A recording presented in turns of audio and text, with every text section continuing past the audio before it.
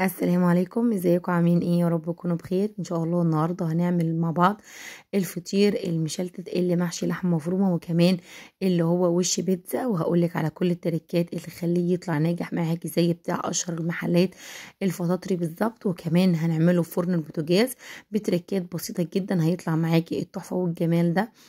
بس لو انتوا لسه في القناه بتاعتنا واول مره تشوفونا، ما تنسوش تنزلوا على طول تشتركوا في القناه، وكمان تفعلوا زر الجرس عشان يوصلكم كل جديد، ولايك وشير للفيديو لو الفيديو عجبكم. اول حاجه كده انا معايا كيلو من الدقيق، نص معلقه صغيره من الملح، ومعايا كمان معلقه ونص من السكر، ومعايا هي ميه دافيه على حسب الدقيق بتاعك هياخد ميه قد ايه. انا معايا هنا مقدار كوبايتين، هنشوف هنحطهم كلهم ولا لا. اول حاجه كده هجيب العجان بتاعي، ابدا انا هعجن النهارده في العجان. ممكن تعجنها على ايديكي، مفيش مشكله خالص. بنعجن لمده من 5 إلى 7 دقايق الفطير بتاعنا لحد ما يبدا يقوم عرق كده شديد، وبعدين بنبطل عجن عادي خالص. حطينا كده الدقيق بتاعنا، كيلو دقيق في قلب العجان، وحطينا عليه رشه الملح ومعلقه ونص من السكر، طبعا عشان احنا عاملينه حادق فهنحط معلقه ونص من السكر بس. وكمان هنحط هنا كوبايه ميه دافيه، مفيش اي مكونات تانية هنحطها. بعد كده بقى هنركبه في العجان، وهيبدا يعجن معايا حوالي 7 دقايق. طبعا لو انت بتعجني على ايديك مفيش مشكله، هتعجني على ايديك. بس انا بصراحه يعني كنت بعمل جلسات كهرباء على دراعي، ودراعي بيوجعني، فاغلبيه الوقت لما اكون بعمل فطير او حاجه فيها عجن بعملها في العجان.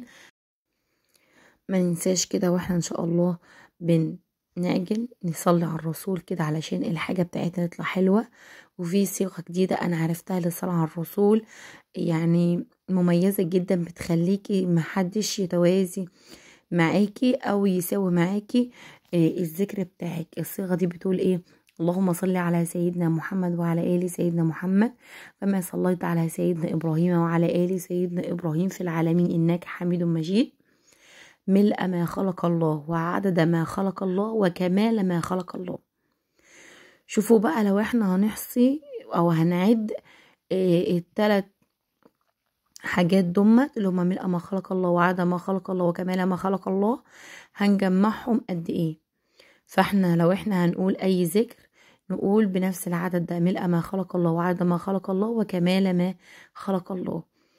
اتمنى تكون المعلومه ديت يعني لو هي جديده على حد واول مره يعرفها زي انا عارفاها لسه من فتره قريبه جدا، يكتب لي في الكومنتات كده، وعايزين نملى الكومنتات بالصلاه على الرسول، اللهم صل وسلم وبارك على سيدنا محمد. عجننا لمده 5 دقايق او 7 دقايق، وبقت العجينه لينه زي ما انتم شايفين كده. هنركنها على جنب تستريح، ودلوقتي بقى نبدا نعصج اللحم. انا عندي هنا نص كيلو من اللحمه المفرومه، تقدري تزودي الكميه او تقليها زي ما انت عايزه. احط في طاسه كده معلقتين من الزيت، وهنزل باللحمه الاول، واول ما اللحمه تفكك معايا هنزل عليها ببصلتين كبار كده متقطعين، هنزل عليهم بمعلقه صغيره من الملح، نص معلقه صغيره من الفلفل الاسود والجنزبيل والقرفه والسبع بهارات.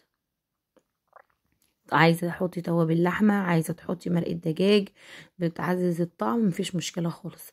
هنقلبها بقى مع بعضها كده لحد ما يبدا البصل يدبل معايا ويتاثر. عندي هنا قرن فلفل اخضر على احمر كده، يعني نص ونص حامي. لو انت عايزاه تعملي بارد مفيش مشكله خالص. بعد ما عصجنا اللحمه هنركنها على جنب. وكانت كمان العجينه بتاعتنا استريحت، بس طبعا احنا مش بنخمر العجينه، العجينه مفيهاش خميره ولا اي حاجه. هنبدأ بقى دلوقتي نجيب صينية ندهنها بالزيت، وبعدين هنبدأ نقطع الفطير بتاعي. انا هعمل الفطير ديت على 9 كور، هحط 6 صغيرين تحت و3 كبار شوية فوق زي ما انتوا شايفين كده. الكيلو هيعمل لي فطيرتين كبار، لان انا عاملة صاجين كبار خالص. بعد بقى ما قرصت كده العجينه كلها هركنها على جنب. وبعدين هبدا كده، انا كان عندي هنا حوالي ربع كيلو من القشطه اللي انا شايلاها من على وش اللبن، ضفت عليها كده معلقتين زيت، وبعدين قلبتهم مع بعض. وبعدين بعد كده بقى جبت الصينيه بتاعتي دهنتها بالزيت، وبعدين خدت اول كوره وبططتها زي ما انتوا شايفين كده. هنجيب الصاج بتاعنا برضو ندهنه كده دهنه بسيطه بالزيت، وناخد اول كرة معانا بططناها، وهنبدأ نحطها وهي مفرودة زي ما انتوا شايفين كده، واحدة فوق واحدة. هنعمل كام واحدة يا عبير؟ هنعمل 6 وحدات. هتقولي مش هتبقى تخينة، والله العظيم ما كانت تخينة، كانت رقيقة جدا وكانت جميلة جدا جدا، لان انا عاملة صاج كبير. طبعا انتوا عارفين لو احنا بنشتري الفطيرة بالحجم ده باللحمة مش هتعمل لها اقل من 300 جنيه او 250 جنيه في بعض المحلات اللي مش مشهورة، لكن احنا نعملها النهاردة الاتنين مش هيكلفونا 300 جنيه. احنا جايبين نص كيلو لحمة ده، قول النص كيلو لحمة ده عامل 175 جنيه.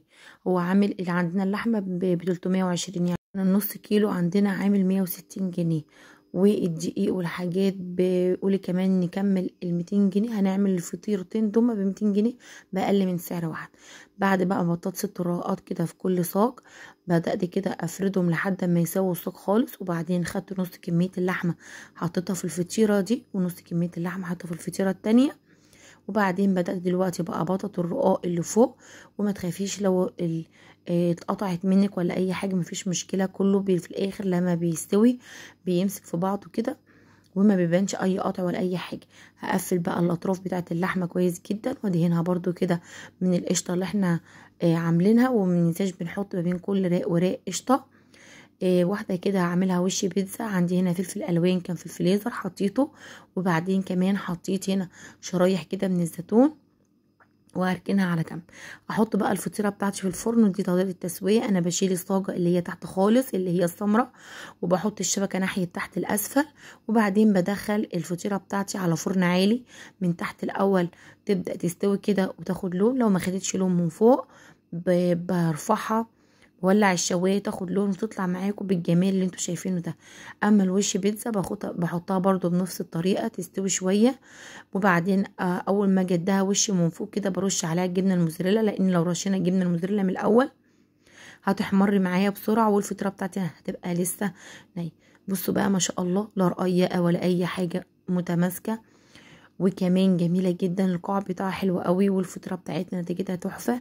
عملنا النهارده الفطير ده بأقل نص التكلفه بتاعته.